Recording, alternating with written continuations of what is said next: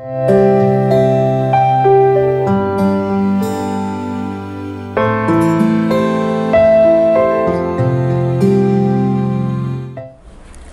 friends, welcome to Pebbles.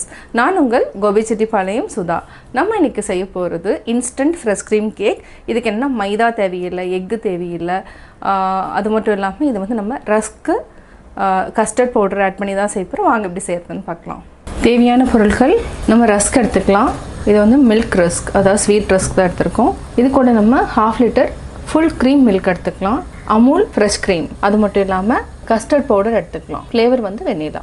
இப்போ எப்படி செய்யறதுன்னு பார்க்கலாம். ஃபர்ஸ்ட்டு நம்ம சுகர் சிரப் காய்ச்சிக்கலாம். இது வந்து என்ன கம்பி பதம் அதெல்லாம் தேவையில்லை. 1 கப்புக்கு நம்ம 1/2 கப் அளவுக்கு தண்ணி விட்டுக்கலாம். எந்த கப்பில் எடுக்கிறோமோ அதில் 1/2 கப் இருந்தாலே போதும். கேஸ் ஆன் பண்ணிக்கலாம்.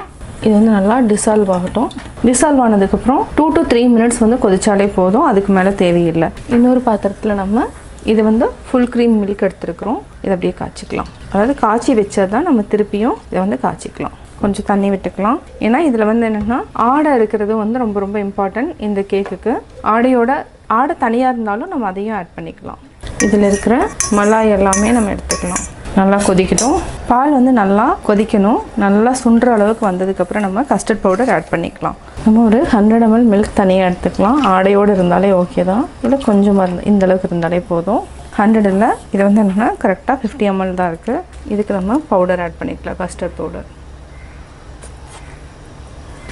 4 5.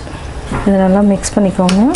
சுகர் நல்லா கொதிச்சிருச்சு. 3 மினிட்ஸ் ஆகிடுச்சு. இப்போ நம்ம ஆஃப் பண்ணிக்கலாம். உங்களுக்கு தொட்டு பார்த்தீங்கன்னா அதாவது ஸ்டிக்கியாக இருந்தாலே போதும். அதாவது ஜாமுனுக்கு நம்ம வந்து எப்படி வந்து இது பண்ணுவோமோ அதே அளவுக்கு இருந்தாலே போதும். இப்படி இருந்தாலே போதும். தொட்டு பார்த்திங்கன்னா கொஞ்சம் வளவளப்பாக இருக்கும். இந்த மாதிரி இருந்தாலே நம்ம எடுத்துக்கலாம். ஆஃப் பண்ணிடலாம். கஸ்டர்ட் பவுடர் நல்லா மிக்ஸ் பண்ணிக்கலாம். நம்ம வந்து அதாவது பால் கூட மிக்ஸ் பண்ணுறப்போ அடியில் வந்து அப்படியே இருக்கும். நம்ம நல்லா கலக்கிட்டு அதுக்கப்புறம் மிக்ஸ் பண்ணிக்கலாம். பால் நல்லா கொதிக்கட்டும்.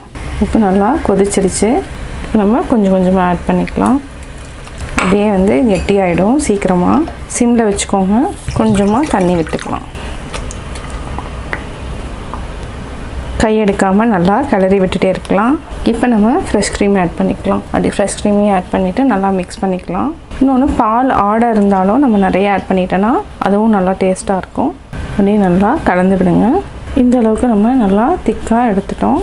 இப்படி இருந்தாலே போதும். இப்போ நம்ம அடுத்தது என்ன பண்ண போகிறோன்னா ஒரு கண்ணாடி பவுல் எடுத்துக்கலாம். ரஸ்க்கு ஃபஸ்ட்டு வச்சிடலாம். அடுத்து காய்ச்சி வச்சுருக்கிற இந்த சுகர் சிரப் எடுத்து லைட்டாக அப்படியே ஆட் பண்ணிக்கோங்க. ஒரு சிலர் வந்து கலர் கூட ஆட் பண்ணலாம். நான் கலர் ஆட் பண்ணல, ஜஸ்ட் அப்படியே கலர் ஆட் பண்ணாமல் அப்படியே விட்டுருக்கேன்.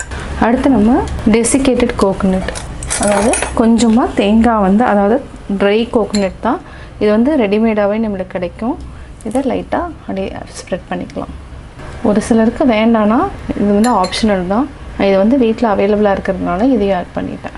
அடுத்து நம்ம ஆல்ரெடி கஸ்டர்ட் வச்சுருக்கோம். இப்போ காய்ச்சி வச்சதை இதையும் ஆட் பண்ணிக்கலாம். அந்த ரஸ்க் வந்து எல்லாத்தையுமே நல்லா இழுத்துடும். இது வந்து என்னென்னா சூடாகவே அப்படியே வந்து நம்ம ஆட் பண்ணிக்கலாம். அடுத்து நம்ம இதுலேயே வந்து திருப்பியும் ரஸ்க் வச்சுக்கலாம். இது மேலேயும் நம்ம லைட்டாக சுகர் சிரப் ஆட் பண்ணிக்கலாம். இப்போ திருப்பியும் கஸ்டர்ட். அவ்வளோதான். இப்போ நம்ம நட்ஸ் ஆட் பண்ணிக்கலாம். பாதாம், முந்திரி, பிஸ்தா இந்த 3மே ஆட் பண்ணியிருக்கிறோம். இப்போ நம்ம ஃப்ரிட்ஜுக்குள்ளே எடுத்து வச்சுக்கலாம். 2 hours ஃப்ரிட்ஜில் வச்சு நம்ம அதுக்கப்புறம் கட் பண்ணிக்கலாம்.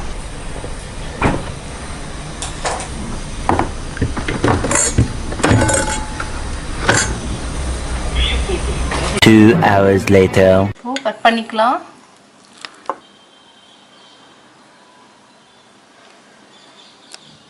இன்ஸ்டன்ட் ஃப்ரெஷ் க்ரீம் கேக் எப்படி செஞ்சீங்கிறத பார்த்தீங்க. நீங்களும் வீட்டில் ட்ரை பண்ணி பாருங்கள். பார்த்துட்டு உங்களுடைய கமெண்ட்ஸ் எனக்கு சொல்லுங்கள்.